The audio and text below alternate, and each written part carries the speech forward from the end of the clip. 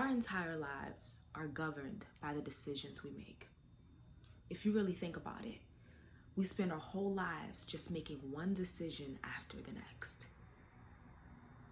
And so much so that we do it even subconsciously. Think about getting up out of bed, for example, something as small as that. Although we don't have any control over waking up, because of course we don't wake ourselves up, like God breathes life into us, and it's by the grace of God that we're able to see another day. Because if we could control whether or not we wake up every single day or not, a lot of people who passed away would not have died, because they would have chose to still be alive, right? Anyway, that's besides the point. But let's take getting up out of bed, for example. Now, although, like I was saying, you don't control whether or not you get to wake up to see the next day, but you can control whether or not you get up out of the bed or out of whatever it is that you slept in, right? That's a choice. But it's a choice that we do so often that we don't even really think of it as a choice anymore. We almost take it for granted, because it's just something that we just do subconsciously. We get up. When we wake up, we get up, and then we continue on with our day. And so I just want us to understand the power in our decision making, how much power we have in the everyday decisions that we make. And I think we give too much credit to the big decisions that we make in our lives, the things that we think will have the most impact. And, we neglect the smaller, more minute decisions. And I strongly believe that those are the decisions that really make and break a person. The decision to get up every day out of bed, right? Like you wake up, but then there's some people, they don't feel like getting up out of bed. They don't feel like leaving the house. Maybe some people are depressed and they just, don't really want to try, right? They don't put in enough effort to try to get up out of bed. Okay, I know that I'm depressed. I know that I'm going through this depression. So what am I going to do? Am I going to let the depression defeat me every single day? I know that when I wake up every day, I'm still going to feel depressed. It's not like going to sleep has some magic power in it that's going to make me no longer feel depressed, right? So maybe I need to put myself on a certain schedule. Maybe I need to have certain accountability partners by my side, certain motivation things to help get me pumped up, to help me do some of those practical things every day. Maybe just getting some fresh air. It doesn't mean that it'll have to change my mood instantaneously, but I'm just doing certain things that's taking me away from my norm. That's a decision. Because somebody else who's going through depression is just choosing to sit there and wallow in the pain and in the sadness, right? And that's why it's so important for us to choose what we're feeding ourselves. This world has so much to give. And as long as you continue to receive and receive, it will continue to pour and pour and pour. But it's up to you to decide what you're going to intake and what you're going to outtake. And when you're going to say, okay, I'm blocking this, I'm not entertaining this, I'm not going to feed on this. Like, it's a decision. Somebody else has the same phone, has a phone just like you, but they just watch or intake different content, different messages. They entertain different types of people. While you're sitting here complaining about, how you're just so depressed and how, you're seeing nothing but bad news and this, that, and the third, like somebody else has the same device that you have, but they just choose to invite other types of things, other types of behaviors, other types of entertainment into their phone, right? And so it's just those little things, those little changes, those little decisions that we make. And I understand we live in a very, very dark world. It is not pretty at all. And I'm not saying to, sink your head in the sand and just try to bury yourself and try to just zone out and not think about it, right? Although sometimes you do need, to isolate yourself from all of the bad news that's happening. But I'm not saying that that's the solution, that, you must always just sink your head in the sand and just forget about it. It's just that you have to balance it out. If you're going to listen to this abundance of bad news and watch the news all the time, and your timeline, algorithm is like nothing but negativity, and, when you're around different people and, it's negative behavior around you, you definitely gotta have something else to balance it out. Just like when you're cooking, right? You know, your food can't be overly salty. You gotta balance out the flavors. So balance out the flavors in your life. What you're intaking, you do not have to receive everything that this life throws at you. Like I said, this life has so much to give, and it's up to you to decide what you're gonna accept and what you're gonna reject. And you have that power. You really do have that power. And understand that everything that sounds good is not necessarily from God. And to take it a step further, everything that is good is not necessarily from God either. God himself is good. The goodness of God is, is something that is mentioned everywhere in the Bible, and something that you know in your heart and you carry that in your spirit. But don't think that every good thing that presents itself in front of you is necessarily from God. Because if we look at prime example, back in the Garden of Eden, right, with Adam and Eve, the fruit on that tree, I'm sure it tasted good. I'm sure it looked really good. Heck, it was fruit, right? So isn't fruit supposed to be beneficial for our bodies? But that was not in the will of God. So that is how Satan went and, poisoned and, toxified something that was good and made them think that it was of God. So the same thing in your life. It could be for even a promotion at your job, or certain types of friend groups, or, just a type of car. Oh yeah, that's a nice car.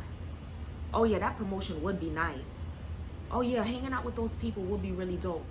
But if you're gonna be around toxicity all the time, if you taking that position is gonna pull you away from what's most important in your life, and is gonna shift your focus into the wrong direction, right?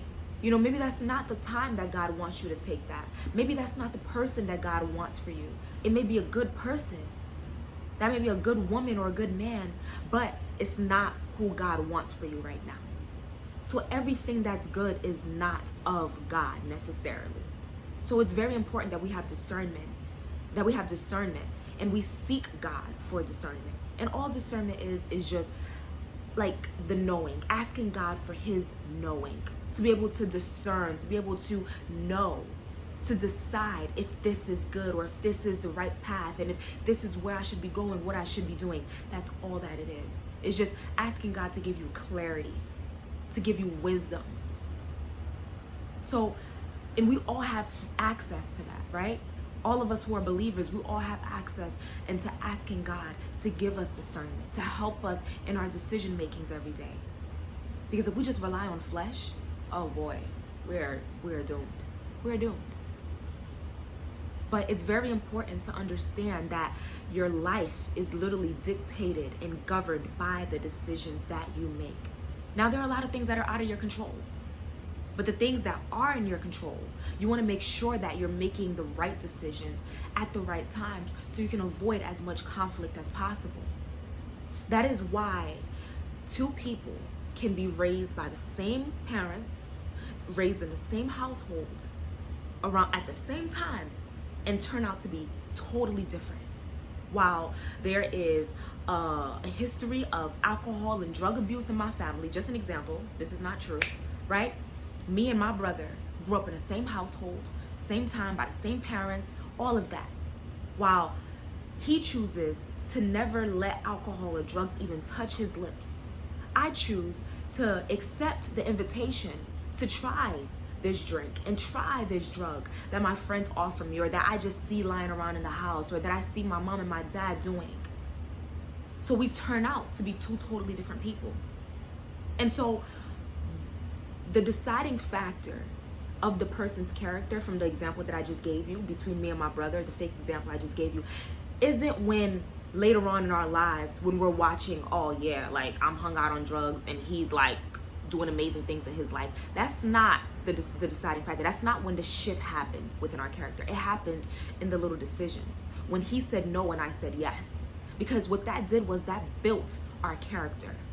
It built my character to just receive and accept whatever was offered to me.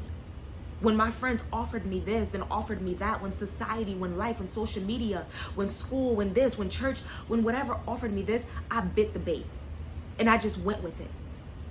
So that was an easy decision for me to just say yes to something, even though I had no business saying yes to it. So it changed me. It built, at that moment, it started to form my character. How lax I'm gonna be with just, anything that's thrown at me. With just any decision, any little thing that's offered to me. While on the other hand, in the example, my brother, someone who from that moment on, when his friends or peers or whoever asked him, hey, you want to try this, or you want to hit this, or you want to whatever, he's like, nah, I'm good, or nah, I'm not really interested. Like, it's not that at that moment he just knew his purpose, or he just knew that, oh no, this is gonna happen or that's gonna happen. It's just, I just made a decision, and I made a smart decision. That's all that it is. It's just making smart decisions in life. Even when you don't even have to have a deep explanation for some of the things that you do. Oh, I don't want to hang out with y'all today, or I don't want to go on this trip with y'all, or I'm sorry, I choose not to date this person, or I choose not to attend this church, or go to this school, or buy this car. You don't always have to have some deep reasoning behind it.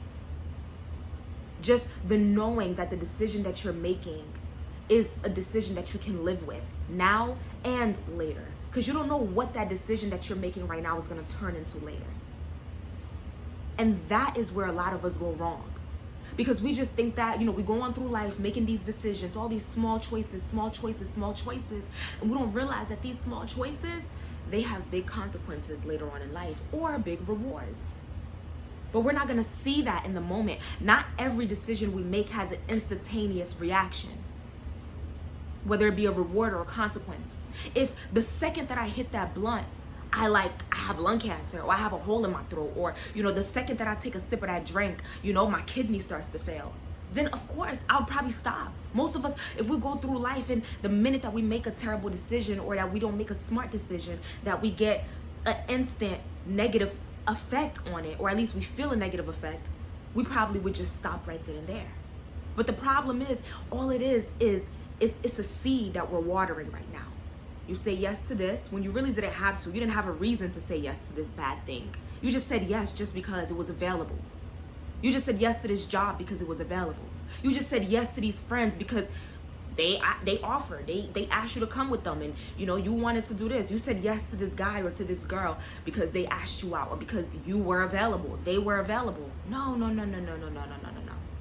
What that does is it creates a pattern in your life to form your character. So what type of character do you want to have? Do you want to have a character that just accepts everything that's offered to you? Even if it looks glamorous, it does not mean you have to accept it. Knowing who you are also knows who you're not and who you don't want to be. So don't think that, just because something is good, or maybe because, you won't feel the negative effects of something right away, that, oh yeah, it's just something small, or it's not that big a deal. No. They create habits, okay? Those little decisions turn into habits in the future. And the habit might not be, be strung out on drugs or alcohol or addicted to this or porn or whatever. It could just be being a people pleaser, being a yes man, right? Because you've been training yourself to just accept and say yes to any and everything, okay? So I hope that this made sense to y'all. And I hope that you can connect it to your own life in some way, shape, or form, and just really, really understand that everything that is offered to you is not meant to be received. Certain things you just gotta be like, nah, I'll pass. And realizing that you are formed, your character, your integrity, the person that is you are formed by the everyday little decisions that you make. The yeses, the nos, the maybes, okay? So don't forget, as always, to subscribe to my channel, like this video, and share it with those you love. Bye.